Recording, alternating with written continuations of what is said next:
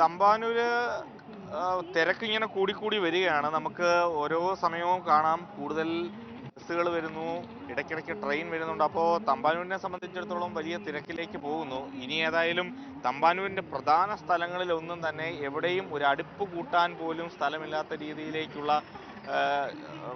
രീതിയിലേക്ക് തമ്പാനൂർ മാറിക്കഴിഞ്ഞു. കാരണം എവിടെ നോക്കിയാലും നമുക്ക് ഈ കാണുന്ന ദൃശ്യങ്ങളാണ്.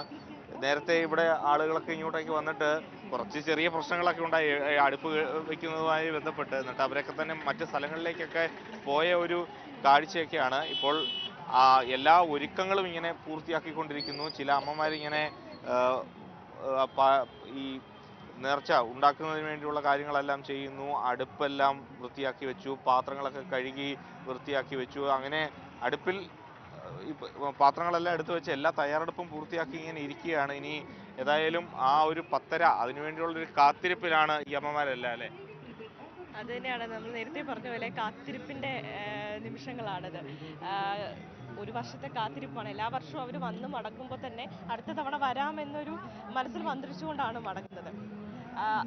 ഇവിടെ കുറേ അമ്മമാര് നീതിങ്ങൾക്കായുള്ള തയ്യാറെടുപ്പുകൾ നടത്തുകയാണ്. നമുക്ക് അവരോട് തന്നെ ചോദിക്കാം.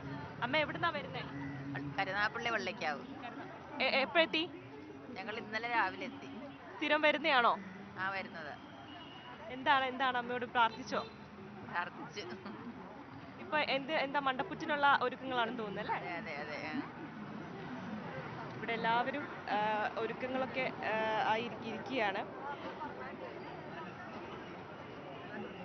നമ്മളിവിടെ രാവിലെ വന്നപ്പോൾ വളരെ അത്യാവശ്യം നല്ല തിരക്കുണ്ടായിരുന്നു. ഇപ്പോൾ തിരക്ക് കൂടി വരികയാണ്. 6:30-ക്കൊരു ട്രെയിൻ വന്നു. അപ്പോൾ വീണ്ടും തിരക്ക് വളരെയധികം കൂടുകയാണ്. വേറൊരു അമ്മയുണ്ട്, നമുക്ക് അമ്മയോട് ചോദിക്കാം. അമ്മ, എന്തായി ഒരുക്കങ്ങളൊക്കെ? എല്ലാം റെഡി ആയിരിക്കുന്നത്, ഇത് കുഴച്ചുകൊണ്ടിരിക്കുവാണ്. എന്താ തയ്യാറാക്കുന്നത്? തയ്യാറെടുപ്പ് ഒരാഴ്ച കൊണ്ടേ ഉണ്ട് തയ്യാറെടുപ്പുകളെല്ലാം. ഇന്ന് എന്തൊക്കെയാ നേദ്യങ്ങൾ അർപ്പിക്കുന്ന അമ്മയ്ക്ക്? എന്തൊക്കെ നേദ്യങ്ങൾ അർപ്പിക്കുന്ന അമ്മയ്ക്ക്? ഇന്ന് മണ്ടപ്പുറ്റും പായസവും.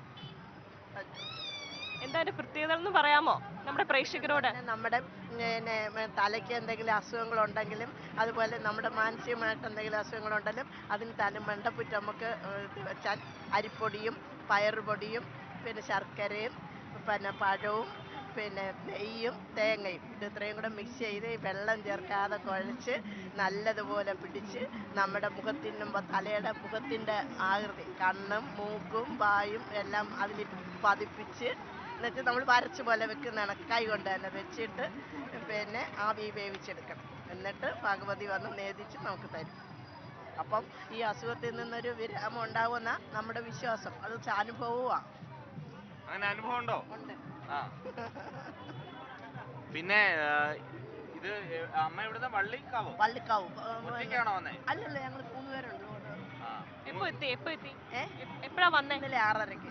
ഇന്നലെ 6:30-ക്ക് വന്നിട്ട് രാവിലെ 6:30-ക്ക് വന്ന് അടുപ്പ് പിടിച്ചിട്ട് പിന്നെ പോയി മാറ്റുകാല് പോയി തൊഴുതു തിരിച്ചിവിടെ വന്ന് ഇവിടെ കുറച്ച് നേരം ഇരുന്ന് ഗണപതി കോവിലിൽ രാവിലെ പോയി തൊഴുത് കുളിച്ച് എന്നിട്ട് വന്നിരിക്കുക. കേട്ടില്ലേ? എല്ലാവർക്കും ഈ ആറ്റുകാൽ കേവലം വരുമ്പോൾ ആറ്റുകാൽ അമ്മയെ കാണുന്നത് മാത്രമല്ല, ഇവിടെ വന്നതിന് ശേഷവും ഒരു യാത്രയാണല്ലേ. പത്മനാഭന്റെ മണ്ണിൽ പോവുക, പത്മനാഭനെ കാണുക, അതുപോലെ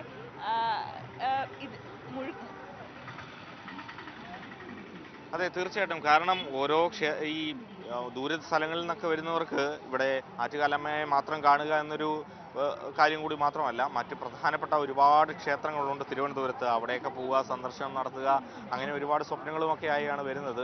ഇപ്പോഴും നമുക്ക് കാണാം, ദൃശ്യങ്ങൾ കാണാം. ഓരോ വാഹനം വരുമ്പോഴും ഇടതടവില്ലാതെ ഇങ്ങനെ ആളുകൾ ഇങ്ങോട്ടേക്ക് വരും. ഇനി യഥാർത്ഥത്തിൽ ഞങ്ങളിങ്ങനെ ആലോചിക്കുന്നത് തമ്പാനൂരിൽ ഇനി എവിടെ സ്ഥലമുണ്ട് എന്നുള്ളതാണ്. അത്രയധികം തിരക്കിലേക്ക് തമ്പാനൂർ മാറിക്കഴിഞ്ഞു എന്നുള്ളതാണ് നമുക്ക് ഈ ദൃശ്യങ്ങളിൽ നിന്നെല്ലാം വ്യക്തമാകുന്നത്. ഇപ്പോൾ കൂടുതൽ ആളുകൾ ഇങ്ങോട്ടേക്ക് ഒഴുകി എത്തുന്ന സ്ഥിതിയാണ്. എവിടുന്നാണ്? കൊല്ലത്ത് എവിടുന്നാ? അഞ്ചലെവിടെ? ഞാൻ ആയൂര്, അതുകൊണ്ടാ. ആലഞ്ചേരി.